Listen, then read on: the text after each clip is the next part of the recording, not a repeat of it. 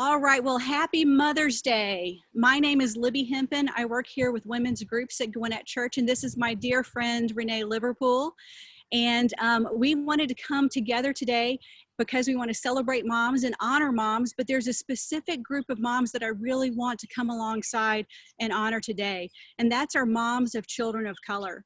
And in this situation, I feel like that what we really do well as women is that we come alongside and we share the joys, but we also shoulder the burdens. And so that's why Renee and I wanted to have a conversation about this, about the situation that's going on, and how can we come alongside and shoulder the burdens of this special group of moms. And so Renee, thanks for being here. Thanks for being part of my journey and just being such a safe place for me to be able to ask any question that I had, and honestly to help open my eyes and help me to step more towards the problem that we have here right now, and especially with the current situation that's going on. More than anything, just want to have a conversation and invite all the moms at Gwinnett Church.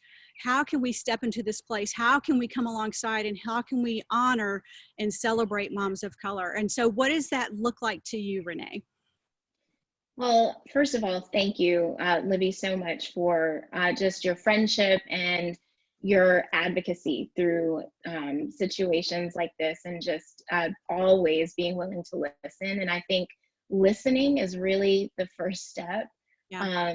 And just not just listening to hear, but listening to really understand. And I feel like you've done an excellent job of that. And I believe that when we listen to each other, then we can learn and see different perspectives that maybe we've never experienced due to how we were raised or ethnic background. And I think especially in light of the situation when we were all made aware of with Ahmaud Arbery this past few days, it hits differently, definitely for mothers like myself who are raising children of color, and specifically boys of color. You know, it's been hard. And I feel like, though, knowing that I've got advocates and allies who are not moms of color, I think that's so important to have that. And I just want to thank you for that. And I want to encourage, any of you moms listening, that if you have mom friends that are of different backgrounds and they are raising children of color, to talk with them, learn more about their story, even check in with them to see how they're doing. It goes a long way. There for that, because sometimes Sure. I know I don't necessarily feel confident doing that. Like sometimes you're afraid that you're going to make it bigger or hurt someone even worse, and they're already in pain, or it's already an emotional situation. So how can I reach out to you? What are some of the ways? What does that look like for me or for someone like me? Yeah, and that's a great question, because I've had friends express that to me before, and I think it's really about just being honest and saying, hey, I don't know much about this, but I want to take a step, and I am just checking in. And I think it's similar to any type of situation. Take race out of it, right? You have a mom friend who's gone through something traumatic. How would you respond in that situation? I think when we put race into it, it complicates things, but just think of it like that. You're just reaching out to check in on a mom that has experienced some sort of hardship. And the same way you would approach that, you can approach this situation as well. I love that. And that's actually, I feel like that mom bond is so important, because that's actually the thing, honestly, that drew me to the conversation was you. When you were telling me about just the fear of raising two boys in this environment, and I have two boys too, and just some of the different conversations that I don't have to have that you have to have. And now it seems like it's even another layer now that you can't even go running in your neighborhood. Can you tell me a little bit about the emotions and some of the fears and some of the things that just pull us a little closer to what it's like to be a mom of boys of color?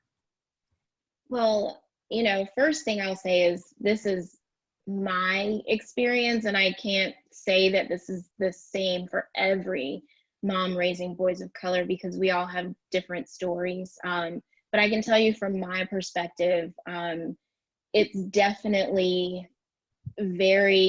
it's scary, you know, because I feel like as moms in general, we have to have this level of faith that the way we raise our children, you know, and when we let them go out into the world, that we can rest that, okay, God's got them and they're going to take what we've taught them and they're going to make an impact on this world. And so, of course, we have those kind of fears in the back of our mind of outside influences. But then when you add on top of that, the fear that they can be doing something as simple as running or exercise, or, you know, in the neighborhood, or even playing in the backyard with friends. And someone may see them just because they're in black skin and see them as a threat and take action without really asking any questions. And, you know, that is scary, because I look at my little boys who are 3 and 6 and see something amazing in them. And it just really, it baffles me that, you know, down the line, people may not see what I see in them. And it's hard to resolve that. And I can say throughout the past few days, I have been at a loss for words, and believe it or not, I've been almost numb to it. I feel like it's happened so many times now that I've become numb to it. And that makes me feel sick that it's gotten to that point. Well, I know that yesterday you were one of the ones that put on your hoodie and you ran in recognition of Ahmaud, and just remembering. Can you tell me a little bit about your mindset and why you did that? Well, I run every day in my neighborhood, and you know, it was actually a routine thing. I had planned to go for a run that day anyway, but I felt that, you know, I really identified with Ahmaud because my neighborhood that I run in is predominantly white. Yeah. And I actually have had fears myself of not being harmed in any way or murdered like he was, but people looking at me and asking, what are you doing here? It's never happened, but I can't say that in the back of my mind that I never thought that it was outside of the realm of possibility. So I identified with his, you know, experience in that way. But then I also, as I was running, had my boys in my heart as well, you know, thinking that very easily could have been them. And I pray and hope that the more awareness we bring, and I feel like, you know, that using the hashtag and posting helps to bring awareness to this, and that can impact the steps that need to happen to make change. Yeah, one of the things you've told me before is it's the silence of your friends sometimes that is the most hurtful to you. Can you tell me about, I think earlier you were saying that this has shifted a little bit, at least for this one, where maybe you were encouraged with some of the voices that you've heard? Yeah, I really have been.